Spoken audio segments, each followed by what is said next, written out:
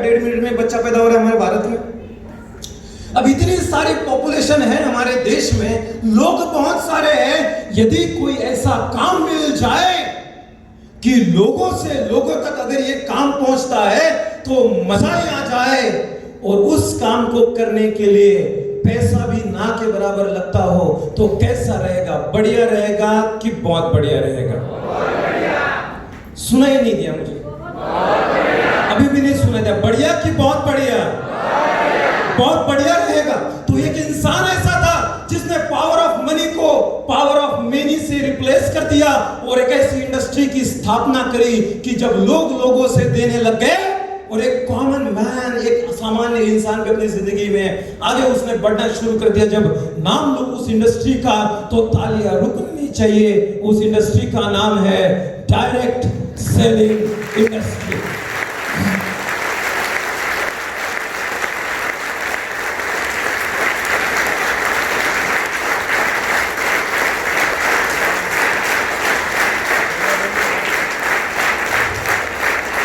वाकई में आपकी तालियां नहीं रुकी। हैट्स ऑफ यू, सबका ध्यान है इस प्रेजेंटेशन के ऊपर। और इस ताली की गड़गड़ाहट में हमारे सुनील सर की भी एंट्री होगी। बहुत बहुत धन्यवाद सर। आगे बढ़ जाते हैं, प्रेजेंटेशन को आगे बढ़ाते हैं। जब कोई ऐसा काम है तो मुझे समझाओ इस काम के बारे में। मैं जानता नहीं हूं डायरेक्ट सेलिंग क्या होती है, और डायरेक्ट सेलिंग को समझने से पहले हमको ट्रेडिशनल मार्केट को समझना पड़ेगा। कई बार हम लोग कंफ्यूज हो जाते हैं। डायरेक्ट सेलिंग मतलब ऐसा तो नहीं कि कैसे लेना पड़ेगा और किसी के घर में जाके बेचना पड़ेगा। ठक ठक ठक ठक ठक ठक। बोले क्या है? बोले भाभी जी घर पे है। तो भाभी जी को तुमको क्या काम है? तो बोले भाभी डिटर्जेंट पाउडर उनको देना था। तो बोले भाभी जी नहीं, जीजा जी है। बोले जीजा जी कहाँ पे? तो बोले जीजा जी छत पे। कि ऐसा तो काम नहीं हमारी जिंदगी में कि लेना पड़ेगा और डायरेक्ट किसी को जाके बेचना पड़ेगा। नहीं, डायरेक्ट सेलिंग के माध्यम को समझने की कोशिश कीजिए। डायरेक्ट सेलिंग एक ऐसा व्यापार है जो व्यापार हमारी पूरी जिंदगी को बदल के रख सकता है। कैसे? पहले समझते हम लोग ट्रेडिशनल मार्केट को, कितनी गलतियां हमारे हाथों से हो जाती है और फिर हम लोग इसको कैसे करेक्ट कर पाएंगे, ये आगे देखते हैं। आगे बढ़ जाते हैं। सबसे पहले उस बारे में कि कोई भी व्यक्ति जब अपने घर में कोई भी प्रोडक्ट खरीदता है तो वो जिस दुकान से खरीदता है उसको रिटेल स्टोर बोलते हैं। Am I right that way? अब रिटेल स्टोर वाला अपने घर में प्रोडक्ट नहीं बनाता, वो लाता है होलसेलर से, वो लाता है stockist, super stockist, carry forward agency और मैन्युफैक्चरिंग एजेंसी से। अब मैन्युफैक्चरिंग एजेंसी से जब उसने प्रोडक्ट चलाया वो इतनी सारी चैन के साथ उन्होंने एक कस्टमर के घर पे पहुंचाया, तो इसमें पैसे लगते होंगे कि नहीं लगते होंगे? पैसे लगते होंगे। और ये मैन्युफैक्चरर ने इस कंज्यूमर तक जो प्रोडक्ट पहुंचाना था, अगर मान लो वो प्रोडक्ट टूथपेस्ट है तो कस्टमर को कैसे पता चलता कि हमारे टूथपेस्ट में नमक है? अब ब्रश ब्रश निकाले ले मुंह से कि कोई आईने से निकल गया कि आपके टूथपेस्ट में नमक है। नमक बाद में तो बाहर जाता है, तो धोते उधर टॉयलेट करने बैठेंगे, टॉयलेट करने बैठ ही रहे होते कि कोई आता है हार्पिक इस्तेमाल करते कि नहीं करते? अरे हार्पिक के बाहर निकल सुबह सुबह आएंगे। ऐसा होता है क्या कभी? किसी के घर में अगर कोई टॉयलेट करने बैठा तो हार्पिक लेकर आएगा क्या आपके घर में? वो भी इतना स्वच्छ कपड़े पहन के सुंदर सुंदर। अरे टॉयलेट में टॉयलेट करना है, भांग पीना करना है, वहां पे जाके इतना क्लीन करके करने भी क्या लेंगे आपको बताओ मुझे। लेकिन हम लोग इन सब एडवर्टाइजमेंट के हत्थे चढ़ते हैं, हमारी हत्या की जाती है। बात मजाक में, लेकिन मुद्दा सीरियस। हमारी हत्या करी जाती है। अरे हम लोग जिसको बॉलीवुड का शहंशाह समझते हैं कि अरे पिछले 100 साल में ऐसा कोई पैदा नहीं हुआ जितनी इसकी रिस्पेक्ट करता है। वो चपरासी के पहन के आके, कपड़े पहन के आके कहता है मैं तुमको मालिश कर देता हूं, तेल की कीमत 1 रुपया।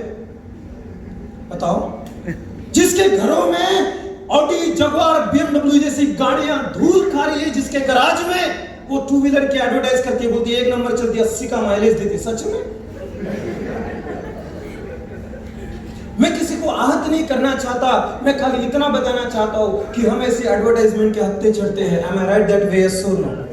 ये सारी एडवर्टाइजमेंट ये जबरदस्त सेलिब्रिटीज करती है और सेलिब्रिटी सारे अमीर है। एक डायरेक्ट सेलिंग जिसने बनाई, उसने एक प्रश्न पूछा हम लोगों को, क्या सच में एक प्रोडक्ट हेयर ऑयल को पहुंचाने के लिए कस्टमर तक इतने सारे लोगों की जरूरत है क्या?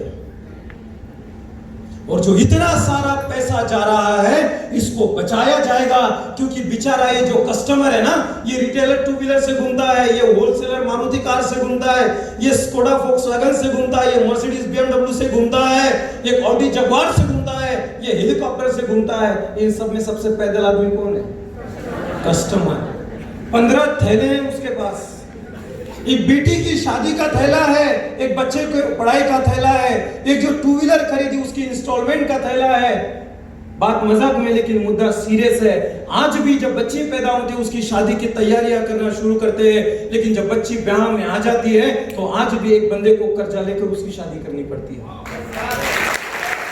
सब कुछ मालूम होने के बावजूद भी ये कस्टमर अधूरा का अधूरा रह जाता है, इसलिए इसका नाम ही रखा है कस्टमर। कष्ट कर और फिर मर। ये कष्ट ही करता रहेगा। एक डायरेक्ट सेलिंग इंडस्ट्री ने सोचा कि क्यों ना इन सबको हटा दिया जाए और डायरेक्ट एक प्रोडक्ट जब कंज्यूमर के पास पहुंचाया जाए मैन्युफैक्चरिंग एजेंसी से, सीधा मैन्युफैक्चर होगा, प्रोडक्ट कस्टमर तक पहुंचाएगा। और आज तक जो कस्टमर को अथॉरिटी नहीं थी, कस्टमर को अथॉरिटी थी प्रोडक्ट खरीदने की और इस्तेमाल करने की, डायरेक्ट सेलिंग ने कहा आप खरीदेंगे, आप इस्तेमाल कर देंगे और आपको बेचने का भी अधिकार दिया जाएगा, और जो बेचेगा वो अमीर बनेगा। ये सब बेचने का अधिकार दिया गया डायरेक्ट सेलिंग कंपनी ने। और फिर कहा कि जो चीज 10 रुपए में बनती थी और 100 रुपए में बिकती थी, अब वो चीज 30 रुपए में बनेगी और 100 रुपए में बिकेगी। मार्जिन वहां पे भी 10 रुपए उन्होंने रखा था प्रॉफिट में, यहां पे भी 10 रुपए रखा। जो चीज 10 रुपए में बनती थी और 100 में बिकती थी वो 30 में बनी, 10 प्रॉफिट में रखा और बचे हुए 60 रुपए का क्या? अरे बचा हुआ 60 रुपए हम कस्टमर का हमारे घरों में वापिस आ जाएगा। फक्त 60 रुपए, फक्त 60 रुपए जो करा सका। लेकिन 100 में 60 रुपया है, 1000 में 600 है, करोड़ में 60 लाख हो जाएगा और 100 करोड़ में 60 करोड़ होगा। समझ में आ रही है ये बात? अगर इतने सारे पैसे हमारे घर में आ गए तो शर्मा जाओगे, पैसा से तरह से तो निकला। आज हमारे एनटीसी साहब यहाँ पे बैठे, पिछले महीने का इनकम देख रहे होंगे। मेरे को मेरी बीवी पूछ रही है इतने पैसे के लोग करते क्या है? बोले इतने पैसे आते हैं, ध्यान से देखना, आगे आगे बड़ा मजा आने वाला है आपको। डायरेक्ट सेलिंग के बारे में जब सारी दुनिया जबरदस्त चीजें कह रही है तो हम हिंदुस्तानी लोगों को बड़ा टेंशन आता। चालन का नहीं चालन, आमच्याकडे चालन का, ऐसे बहुत सारे सवाल होते हैं। Am I right that way? So no?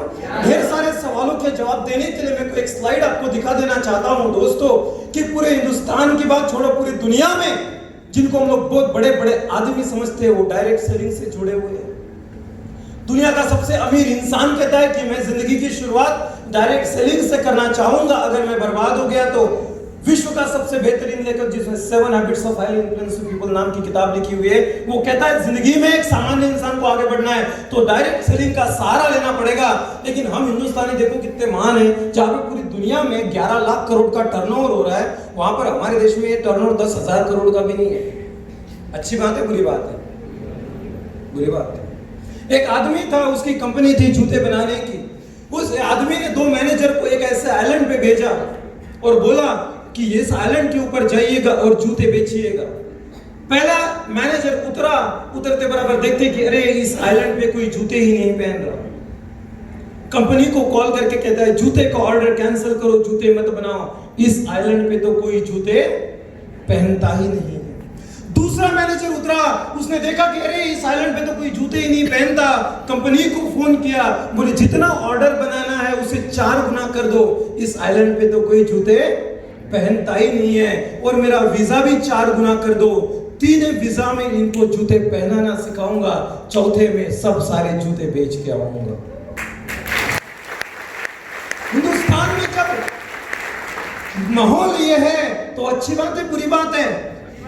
अच्छी बात है, अरे बड़ी अच्छी बात है। जब लोगों को मालूम नहीं है और हमारे जैसे लोगों को मौका मिल गया डायरेक्ट सेलिंग इंडस्ट्री के साथ जुड़ने का, जब पूरा हिंदुस्तान, जब ध्यान से सुनने की कोशिश कीजिए, मलेशिया थाईलैंड इतने छठाकर देश है कि बर्डी से निकल जाओ तो इतवारी तक खत्म हो जाता है। इतने छटाक देश में इतने 1000 करोड़ का टर्नओवर हो रहा है।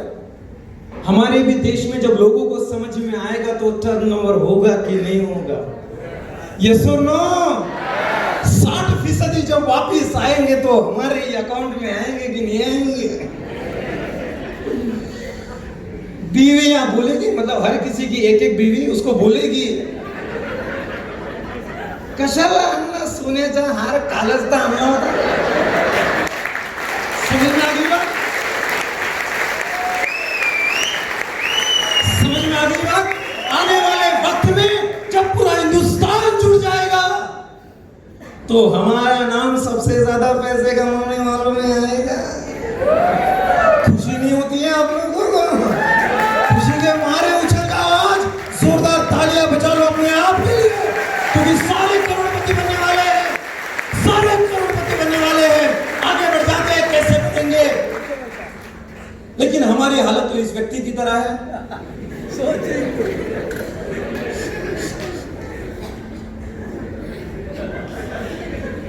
पर कराची कौन सी कंपनी कौन सी करेंगे? सवाल बहुत बड़ा है। अगर मैं बोलूंगा मेरी कंपनी करो तो सारी दुनिया बोल रही मेरी कंपनी करो, राइट? मैं बोलूंगा मेरी कंपनी हिंदुस्तान की नंबर 1 कंपनी है तो सारे लोग बोलते हैं हिंदुस्तान की नंबर 1 कंपनी है। हर पार्टी के पास अपना एक प्रधानमंत्री होता है, बराबर है? लेकिन चुन के तो एक ही आता है, लेकिन चेहरे तो हर पार्टी के पास है कि हम जीते तो हमारा ये प्रधानमंत्री बनेगा। समझ में आ गई बात? लेकिन प्रधानमंत्री तो एक ही बनता है। अब बड़े गौर से सुनिएगा, मैं नहीं कहूंगा कि मेरी कंपनी करो या उसकी कंपनी करो। मैं अपने कस्टमर दोस्तों से, अपने डिस्ट्रीब्यूटर दोस्तों से, मैं अपने रिश्तेदारों से सिर्फ ये बात कहना चाहता हूं कि यदि ऐसी कोई कंपनी है कि जिसके प्रोडक्ट्स अच्छे क्वालिटी के हैं, जो कंपनी रोज दिन रात तरक्की कर रही है, एक ऐसी कंपनी जो आपको बिजनेस करने में सुविधा प्रदान कर रही है, एक ऐसी कंपनी जो अच्छा एजुकेशन प्रोवाइड करती है, एक ऐसी कंपनी जिसका मैनेजमेंट जबरदस्त क्वालिटी का हो, और एक ऐसी कंपनी जिसको करने के बाद